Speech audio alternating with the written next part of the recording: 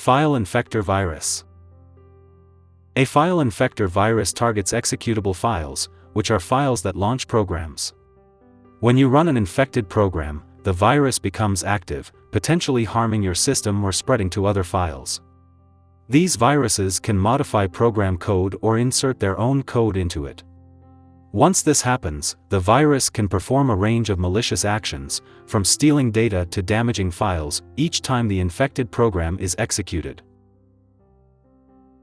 This type of virus exploits the essential nature of executable files, turning everyday actions, like opening a software, into opportunities for widespread damage. Macro virus. Macro viruses exploit the powerful macros in applications like Microsoft Office to execute malicious scripts. Macros are designed to automate repetitive tasks within documents, but macro viruses insert malicious code into these scripts. When the document is opened, the macro virus is triggered, executing the embedded malicious script automatically. This can lead to unauthorized actions such as sending out infected documents to all contacts or corrupting data. Macro viruses highlight the risks of widely shared and frequently overlooked components of documents, turning routine document handling into a potential security risk. Click subscribe to this channel to get more topics you love.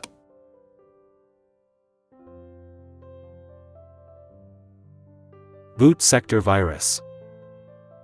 Boot sector viruses are particularly insidious because they infect the part of the hard drive that contains the code to initiate the booting process. When a computer starts up, the boot sector is one of the first places it reads from, which means this type of virus is among the first to load and execute, even before your antivirus is active. By infecting this crucial startup area, the virus ensures it is difficult to detect and remove, often requiring special tools or procedures. This type of virus spreads through media that is read during the boot process, like USB drives, showing the vulnerabilities in basic system operations. Polymorphic virus. Polymorphic viruses are sophisticated malware pieces that can alter their code as they spread, making them harder to detect by traditional antivirus software that relies on identifying signatures of known threats. Each instance of a polymorphic virus can look different while maintaining its destructive payload. This capability not only helps the virus evade detection but also challenges the concept of static defense mechanisms in cybersecurity, pushing for more dynamic and behavior-based detection technologies.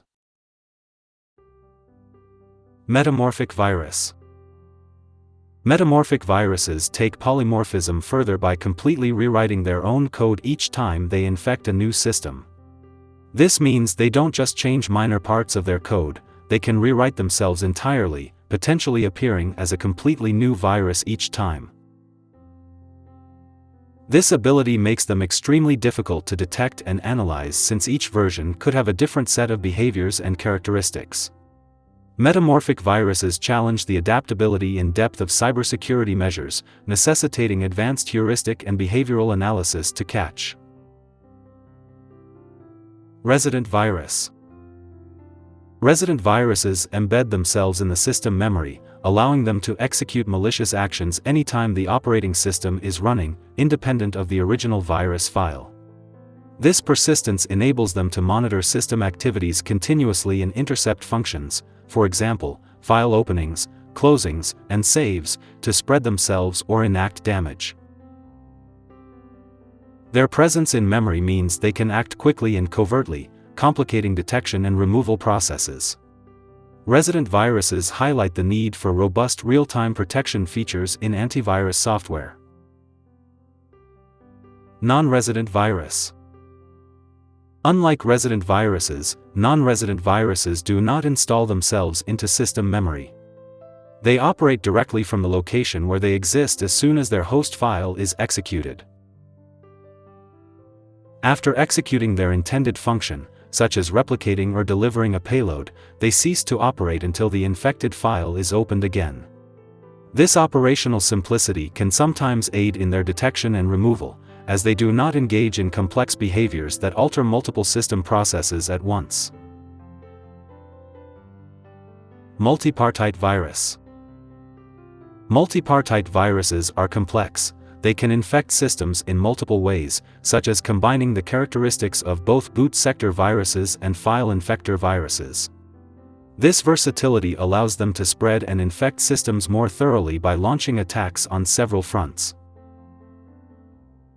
For instance, a multipartite virus might begin by infecting the boot sector, ensuring it activates during startup, and subsequently infect executable files to spread further.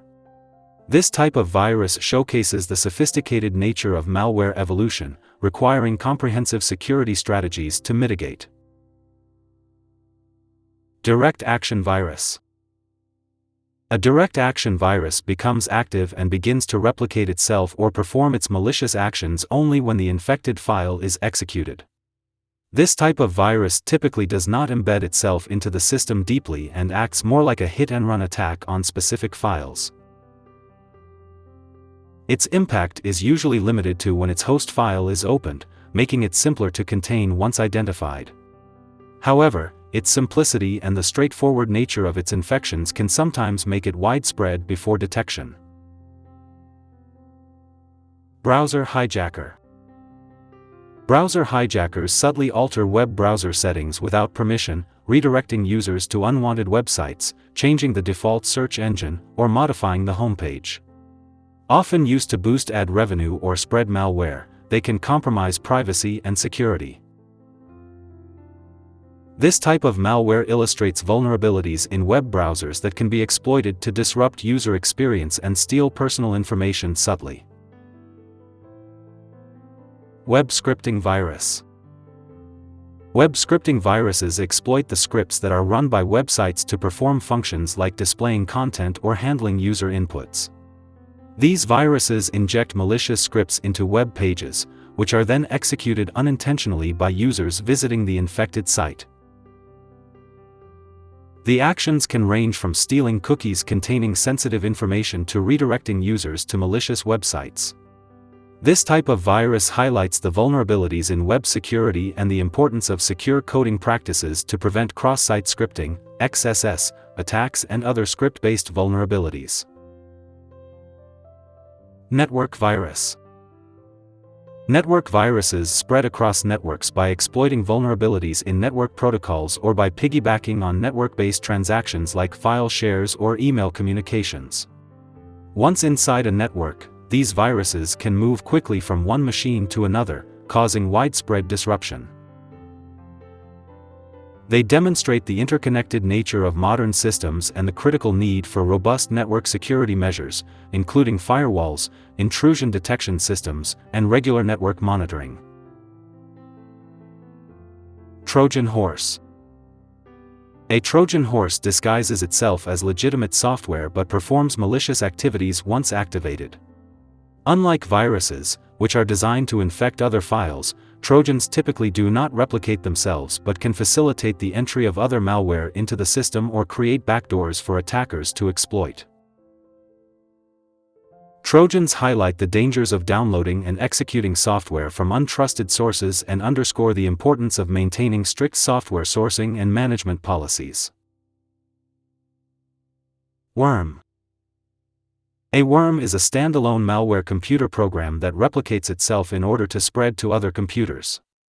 Often, it uses a computer network to spread itself, relying on security failures on the target computer to access it. Unlike a virus, it does not need to attach itself to an existing program. Worms almost always cause at least some harm to the network, even if only by consuming bandwidth, whereas viruses almost always corrupt or modify files on a targeted computer. Ransomware. Ransomware is a type of malware that encrypts the victim's files, making them inaccessible, and demands a ransom payment to decrypt them. This type of attack not only denies access to critical data but also places the victim in a dilemma about whether to pay the ransom to regain access or lose the data permanently. Ransomware highlights the importance of regular backups and robust security practices to prevent such attacks. It also raises significant ethical and legal questions about how to deal with cyber extortion.